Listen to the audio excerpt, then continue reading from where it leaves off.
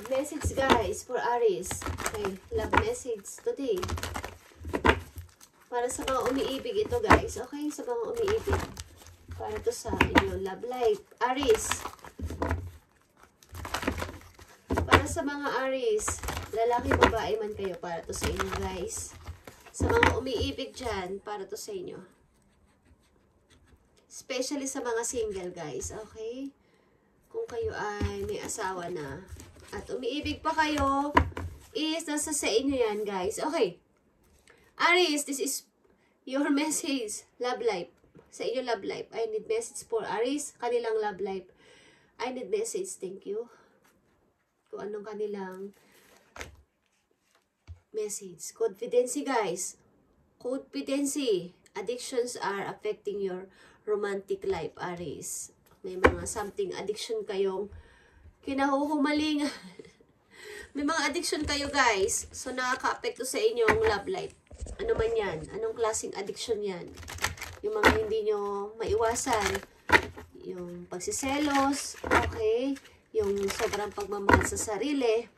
Yung mataas na level about sa pag-ibig is something unhealthy habit ito na nakaka-apekto sa inyong love life. Kaya, hindi ko alam kung kayo ay single pa din or nanatiling single because sa inyong pinakahumalingan na isang bagay o masyadong mataas ang level ninyo pagdating sa pag-ibig. Okay, alin man dyan guys, is titignan natin ang inyong situation about pag-ibig. Aries, I need message for Aries. I need 3 message for Aries dito sa kanilang love life. Uy. Gusto niyo naman na maging masaya, guys. Okay. Mukhang kayo ay kalalaya lang sa pag-ibig. Parang kaka-break ang ilan sa inyo. Tingnan natin, guys. Aries, I need 3 message for Aries sa kanilang love life. Ano ang gusto mong sabihin about confidency? Confidency sa mga Aries. Malamang at malamang marami kayong pinagpipilian na pag-ibig or person, guys. At alin kaya sa kanila, sino kaya sa kanila, okay, ang inyong mga katanungan sa inyong isip. Okay, you have 9 of Swords. Hindi kayo mapakali. Queen of Pentacles and 2 of Cups. Okay, guys. Mukhang kayo ay talagang, alam niyo yung inyong level is mataas. Pagdating sa pag-ibig. Pag-ibig na may pera pa, okay?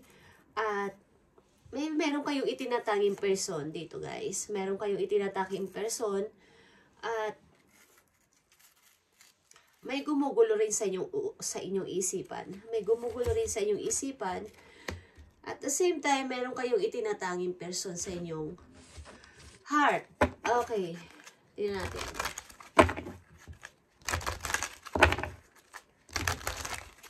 Marami ba kayong offer? Marami ba manliligaw sa inyo kung kayo babae? Kung kayo lalaki, marami ba kayong nagugustuhan, guys? Pati hindi kayo mapakali. Okay. Maaring ang ilan sa inyo, Aries, is may mataas na, hindi ko alam kung kayo ay, ibig ko sabihin is, maayos ang inyong trabaho, maayos ang inyong kalagayan sa buhay, at ang hinahanap nyo rin, sana, na maging kapartner nyo is yung katulad nyo rin na mayroong trabahong maayos. Okay? Lahat naman is, yun ang dapat. May stable job ang inyong mapapangasawa kung kayo, lalo na pag kayo babae. Okay? Aries, tingnan natin ang message sa inyo about dito sa love life.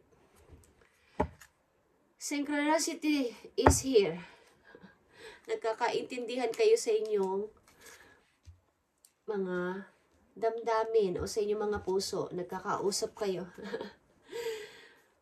Okay, Aries. I need message for Aries dito. Sa inyong pag-ibig. Past life. Okay, past lives is here. We reunite with our loved ones over and over again through many different. May mga nakakasalamuha o may mga nakikilala kayong person maybe na maaring ito ay nanggaling na sa inyong nakaraan. Kaya kayo gulong-gulo, okay? Mga nakaraan, ibig sabihin is sa inyong past life, Hindi nyo ex, hindi nyo lumang tao, okay? Sa inyong past life. Ang ibig sabihin is mga taong nawala na sa mundo at nagbabalik para sa kanilang mga hindi pa natapos na mission. Kung naniniwala kayo sa reincarnation, okay. Kaya kayo nagkakaroon ng ganitong klaseng pag-iisip o kaguluhan sa inyong puso. Kahit na may dumating na sa inyong tao o bagong tao o pag-ibig is parang may hinahanap ang inyong heart na tao na matagal nyo nang kilala sa inyong past life. Okay? Kung nagigit nyo ako. At kung naniniwala kayo doon, pero kung hindi, hindi ko kayo pipilitin, Aries. Okay. And ano pa ang message sa inyo ng inyong guidance about dito sa codependency? Codependency. Nagkakaroon ng problema ang inyong buhay pag-ibig dahil dito, guys. Maaring ang ilan sa iyo dito ay feel na hindi kayo nagtatagal sa isang relasyon ng ilan sa inyo, Aries. Madaling nawawala o madaling nasisira ang relation. Because may talagang taong nakalaan talaga sa inyo na hindi nyo pa natatagpuan, guys. O hindi pa dumarating. Okay, tingnan natin. Ang message pa for you, Aries. Power is here. The power of love is like magnet drawing souls together. Maaring makikilala nyo ang tao na to na parang napakalakas ng magnet. Okay? Magnetic, chemistry para sa inyo pag nakilala nyo ang person na to at para kayong magkakilala na talaga pag nakita mo ang person na to, Aries. Okay? Is napakalakas ng inyong magnet sa isa't isa. Okay? Ang chemistry nyo is sobra. Isa pang message for you, Aries. Dito. Deeply is here. Look deeply within to discover your soul purpose in your relationship. Okay. So, talagang kayo ay nahihirapan sa isang relation na mapatatag ito o maging matagal because parang may mga kulang at parang may mga mali, okay, sa isang relation. Because talagang maaring kayo ay nadidealing sa inyong past life o sa isang taong galing sa inyong nakaraan. Okay. Maaring tinatanong mo sa heaven, ano ba talaga ang purpose ko?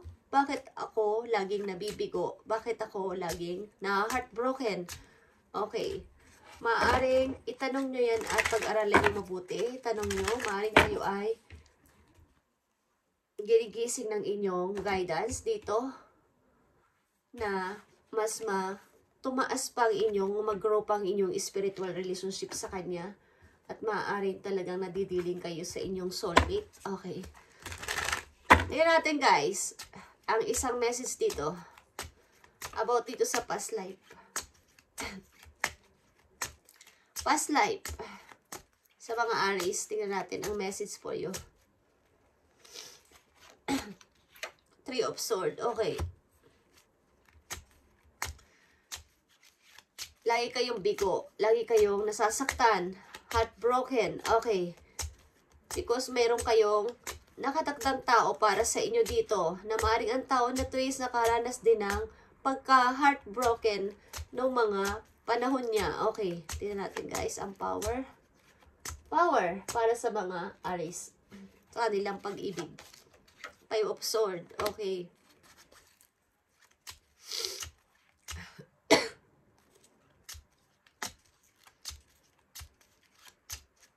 Maaaring may mga mangilan-ngilan kayong lalayuan ng mga tao sa buhay ninyo, guys.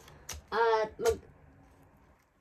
parang hindi nyo kailangan ng ibang tao kasi naiisip nyo yan. Okay, at lumalayo kayo sa kanila. Okay. Ang ilan sa inyo is palaging mapag-isa. Okay, hindi kayo parang nakikipag-socialize ng sa maraming tao. Ayaw nyo ng napakaraming tao, Aries. Okay. Parang konting away lang is gusto nyo na agad alisin ang relation na to. Ay, gusto nyo na agad layuan. Okay. Ayaw nyo ng gulo. Ayaw nyo ng drama. Ayaw nyo ng away. Okay. Tingnan natin ang deeply. Aries, deeply. Four of Cups, guys. Okay. Kayo ay lalagay sa isang long term, guys. Kaya lang, may mga isinasakripisyo kayo at meron kayong mga pinaalisan na relation na parang sa alam nyo is hindi sa inyo nababagay o hindi kayo deserve doon. Okay. Parang ang hirap-hirap yung gumawa ng decision na ito na ba talagang person na to ang gusto ko. Maaring kayo ay sobrang na broken. Okay, Aries, ilan sa inyo ay single dito sa reading? Or almost is single. At may mga something na nakaka-apekto sa inyong love life. Kaya kayo ay lagi nabobroke o lagi kayong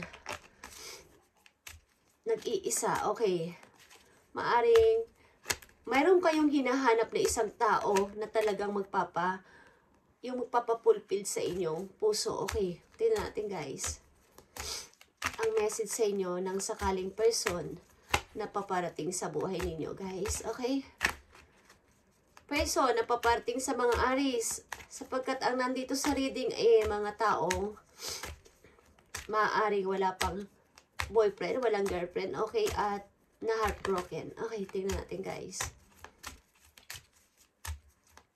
Message for Aries ng sakaling person na paparating sa inyo. The timing just wasn't right for us. Okay.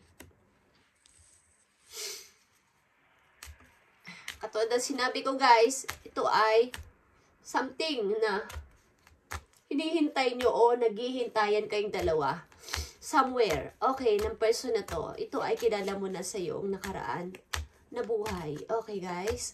Kung kayo ay naniniwala sa reincarnation, is ang tao na inyong magiging maaring true love o mga kasama sa buhay is taong parang sa unang pagkikita nyo pa lang is ang lakas na ng dating sa inyo, malakas na ang chemistry ninyo, at maaring ang tao na to is sa palagay nyo is kilala nyo na. Okay. Maaring hindi yun ang naging tamang time o tamang timing sa inyong pagsasamahan noong mga nakaraan na panahon. Okay. Malalim man ito, guys, but ito ang inyong message. Okay, Aries, ang nandito sa reading ng mga Aries is palaging nabibigo sa pag-ibig at hindi nyo alam kung talagang sino at ano ang totoong pag-ibig o ang totoong pagmamahal, ang totoong true love. Okay, ang taong paparting sa inyo is galing sa inyo sa past life nyo. Okay, na tao ding nabigo, tao ding may katulad ninyo ng nakaraan, at tao din na katulad ninyo ang mga naranasan sa pag-ibig. Okay, isa pang message for you, Aries. I vary myself in work to forget you. Okay.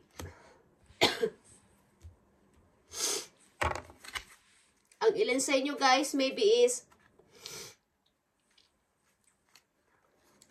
puro work ng work ang iniisip sa ngayon. Okay. Work kayo ng work, and ang inyong buhay pag-ibig is hindi nyo masyadong binibigyan muna ng halaga o ng pansin sa ngayon. Puro kayo work ng work para sa iyo sarili. At maaring, kaya na sinabi ko kanina, kayo ay maaring mataas ang level pagdating sa pag-ibig o pagtingin sa isang tao mamahalin. Alam nyo, gusto nyo yung taong may stable na parang may pagmamalaki sa inyo. Okay. Lalo na pag kayo ay babae, gusto nyo is yung may tao na, yung tao na kaya kayong i-provide at hindi lang sa pagmamahal, pati na rin merong pera. Okay. Yan natin, Aries, ang message for you dito sa Confidency. Confidency para sa mga Aries dito sa kanilang buhay pag-ibig. Love message, Confidency. Thank you. Take your power back, Aries. You are giving someone control over how you feel. Your happiness should only depend on you. Okay.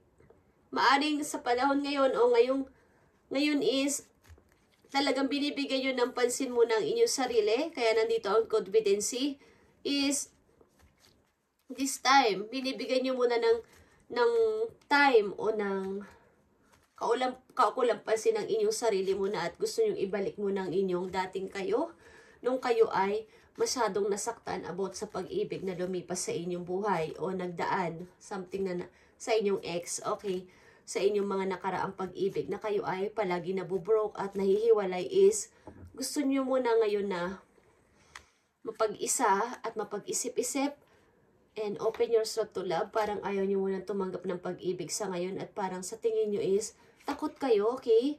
Hindi kayo safe magmahal. It's safe for you to let your heart sin. Don't be scared. Kayo ay natatakot magmahal, guys.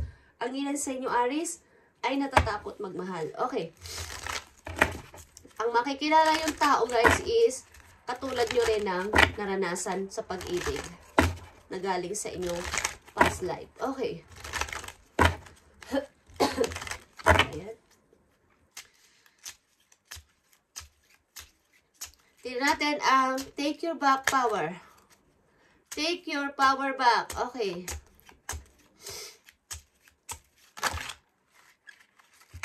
Take your power back, guys. Okay. Magpatuloy ka lang kahit mag-isa ka. Kung kayo ay single sa ngayon, magpatuloy kayo. Be optimistic, guys. Aries. Tingnan natin, guys. Take your power back. Ang nandito sa reading maybe is mga taong single at kaka-separate nyo lang or kaka-break nyo lang. Okay, or galing kayo sa isang. Okay, guys. Bigyan nyo muna ng pansin ang inyong heart, guys. Ace of Sword is here. Okay. Parang ang dami yung natuklasan dito sa inyong buhay. Okay, sa inyong naranasan na kabiguan sa pag-ibig.